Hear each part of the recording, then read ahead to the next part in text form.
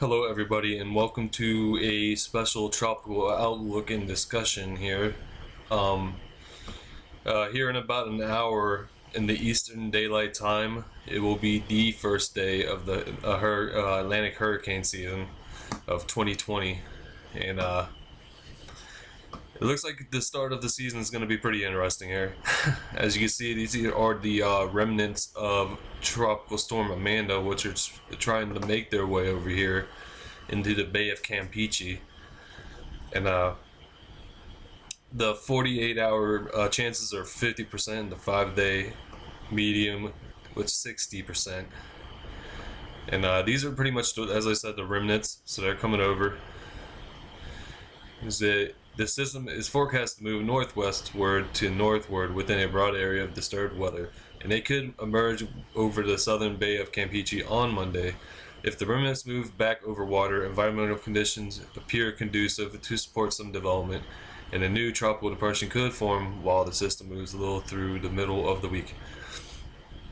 Regardless of tropical cyclone formation, heavy rainfall is likely to continue over portions of southern Mexico, Guatemala, El Salvador, Belize, and western Honduras during the next few days. For additional information on rainfall threats, see products from your National Meteorological Service. The next update on this system will be in the first regularly scheduled tropical weather outlook of the 2020 Atlantic hurricane season, which will be at around 2 a.m. this morning. Alright, so that's what's going on there. And as you can see, this is the remnants of Amanda we're talking about.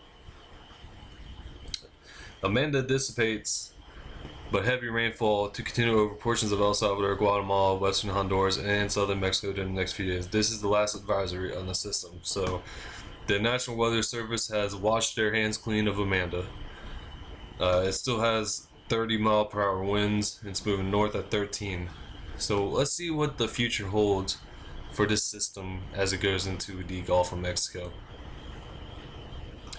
This is the latest GFS run. And as you can see, it's just a mess of rain and floodiness and cloudiness and everything else you can think of when it comes to weather. It's just there, and it doesn't look like it's going away anytime soon. As you can see, the low forms around the 150 mark. Never mind. The 132 mark. You can see the closed isotherm there as it tries to develop here.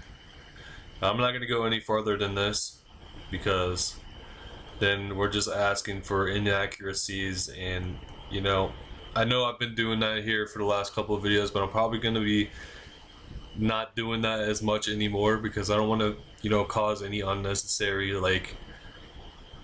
scariness or alarmness and that stuff, because that's just not who I am. So we're just going to keep it around the 144, 160 mark, and then we'll just leave the rest to your imagination for that time being until we actually get to that point in time where it's like 3, 4, 5 days away. Alright, so that's what that's going to do for the GFS. Now, the NavGem, I don't look at the NavGem very much because I just don't know. It's just not my model of choice. And as you can see, the Central American gyre and what is left of Amanda is still just cranking right here in the Mexico, Guatemala, Honduras, El Salvador area. Now let's see what the NavGem has. This only goes to 144 hours, so we're gonna be looking at the whole thing here. So as you can see, there is the low pressure system right there. That is a 996, 994. So 6 or so days from now, this has a 994 millibar tropical storm. Now this definitely seems more feasible because it's 6 days away. So with the rate this is going, I can see it in the future just becoming a hurricane on at least the NavGen model. So there's that to pay attention to. And then we're going to go to look at the all elusive Icon model, which has this pretty darn powerful. This only goes 5 days out, so once again we're going to be seeing the whole thing here. So here is the system right in here. As you can see, it just paints a grim picture for anybody in Mexico, El Salvador. You know, typical places that are getting hit with this system. It just paints the picture of it's gonna be raining for a long, long time, which is pretty bad news. And as you can see, right there is where the low forms at 24 hours. 36 hours. There you go. And then it does a kind of a loop-de-loop, a small loop-de-loop, and then it looks like it's showing going right for New Orleans as a 974 major hurricane. Now, some of my friends think this model is drunk, and I think it's drunk as well. So we're just gonna have to take this one with a grain of salt, even though it's 5 days out. With that, that is my special update for what is I'm assuming is going to be Invest 93L by the time we wake up in the morning.